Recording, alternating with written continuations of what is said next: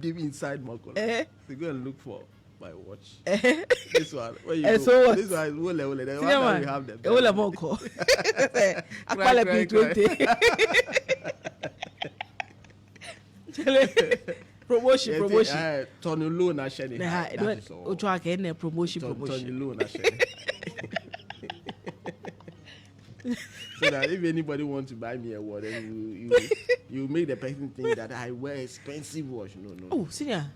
No, don't say that. This one is Mokola. This one is low this key. one is This is low key.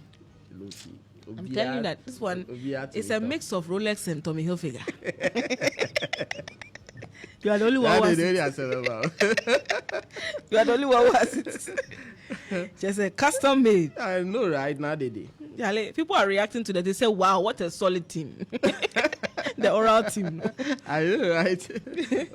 Recover all loot. All right? loot, yes. It's not easy. We'll see what they are able to come out. Exactly. If indeed people have looted the states, I'm sure that evidence is the name of the game. Absolutely. Simplicity. And like I had wanted to say earlier, when there's doubts about your case, whatever you intend in court, for instance, whatever case that you intend to initiate, make sure that you have a watertight evidence, you have a watertight documentation to prove all allegations or points that you make. Else, once there's doubt about the kind of presentation that you make in court, then forget it.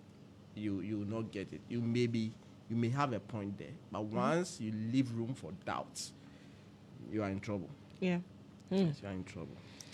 Let's talk about the courts. Yes, the courts, Nadidi. Yes.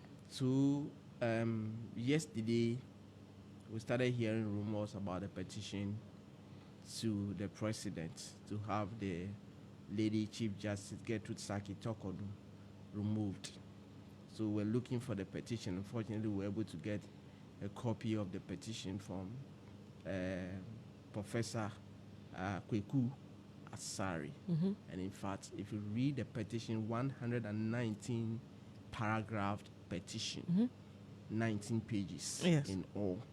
And all that he is seeking is that he is of the considered view that the Lady Chief Justice has demonstrated what he termed stated misbehavior and incompetence by way of the role that has been given her, and so it warrants that she be removed. And if you look at the petition, now dated 17 December, today is 18, so it means yesterday, 2024, and it's addressed to His Excellency the President of the Republic of Ghana. Yes. And Jubilee House, Accra. Then said, "Dear Mr. President, let me give you the title of the petition. Petition for the removal of the Honorable Chief Justice of the Republic of Ghana, Her Ladyship Gertrude Saki Tokonu, CJ, pursuant to the provisions of Article 146 of the 1992 Constitution of the Republic of Ghana." And let me only tell you about his introduction. The introduction to this very petition, and he said, "Look, I, Professor Stephen Kweku Asari, a citizen of the Republic of Ghana, respectfully submits this petition to Your Excellency, President of the Republic of Ghana, seeking the removal of Her Ladyship Gertrude Saki Tokonu, the Chief Justice of the Republic of Ghana." And guess what the grounds were? 2 grounds. 1, stated misbehavior, and 2, incompetence. So this is the petition that Professor Asari has sent to the president. For those who, he's popularly known as Azar. Kweku Azar. He is saying that, look, and he has given a lot of instances where he thinks that those things done by the Chief Justice warrant her removal and constitutes the issue of stated misbehavior and incompetence. One of the issues he pointed out was recently we saw a list of justices who have been nominated for approval for the Supreme Court. And this was justified by the Lady Chief Justice. She made a case. In fact, there was a long, by way of justifying that particular a list, she demonstrated to the president why the Supreme Court need at least 20 justices because of the workload and all of that. And so Kweku Azar was of the view that the processes that the CJ ought to have activated by way of the office, she didn't do that. Judicial Council will have to consider all this. Consultations ought to have been done.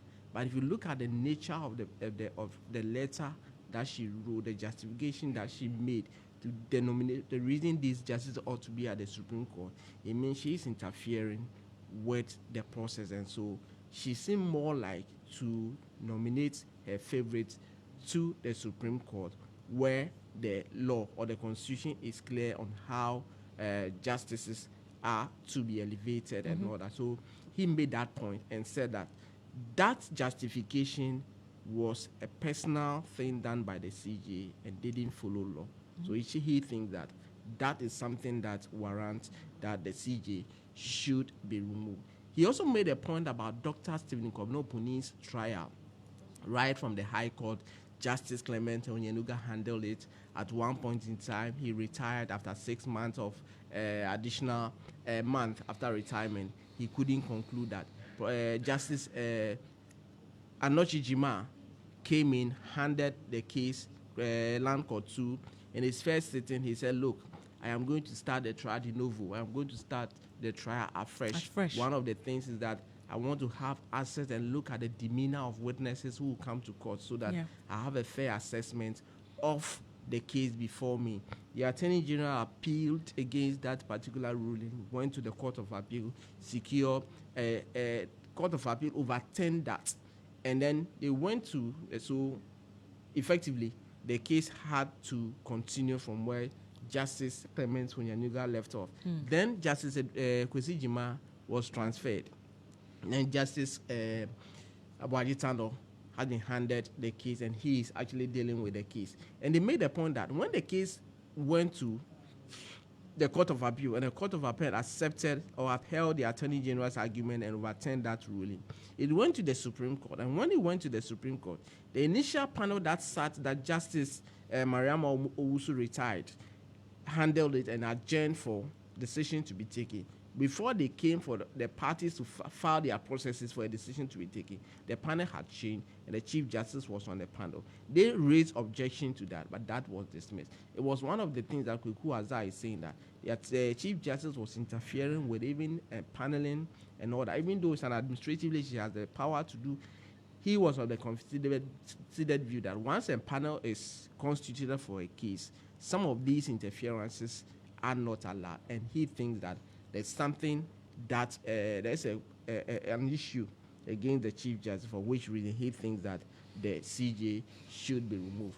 Okujetua Blackwell also had a case, remember, with Reverend Kusi Boateng at the Court of Appeal. We're told that it was Justice Senor Jamefe who was to preside on the case, went to court, the case was called, and they noticed that the panel had changed, with the Judicial Secretary being the chairperson and all of this. So they raise some of these instances and make the point that the CJ is not fit to handle the office. And for this reason, among other things, he is of the considered view that she should be removed. But now the day, let me point to you some of his concluding parts of this whole petition, 119 paragraph petition. And for the concluding part, he said, look, conclusion. The Chief Justice's actions discussed herein not only breach constitutional provisions, but also constitute stated misbehavior and confirm acts of incompetence. These actions undermine judicial independence and impartiality, represent an abuse of power, and create a conflict of interest. Such actions meet the threshold of stated misbehavior and incompetence as outlined in Article 1461, and therefore constitutes grounds for removal. That's the first conclusion that he provided. The second one is the effect that the Chief Justice's role is to interpret and uphold the law, not to influence the selection process of other justices of the Supreme Court or to interfere in the operations of duly constituted panels. Here, overreach it's contemptuous of the power of the Judicial Council, which she chairs. Her involvement in the appointment process could unduly influence the president's decision, undermining the objectivity of the nomination process. Her attempt to make side deals with the president put her in a position where the president can make reciprocal demands. She is therefore fatally compromised. Professor Azar went on to say that the Constitution and the established protocols dictate the process for judicial nomination, and any deviation from these procedures is unlawful. Then another point that he made, that the public confidence in the judicial system relies on the perception of fairness and impartiality. The Chief Justice's action described supra would further erode this confidence, suggesting favoritism or partiality and introducing needless friction within the judiciary. The judicial ethics require judges to avoid actions compromising their independence or the judiciary's independence.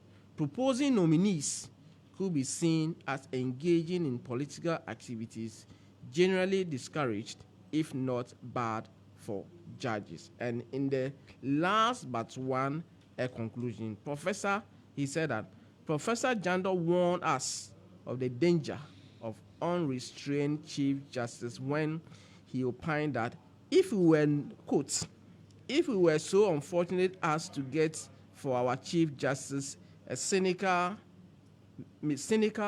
mischievous, and obstinate individuals who also had a ear of the president, at least a sizable section of the judiciary could be the subject to mayhem, with a not too remote consequences of bedlam.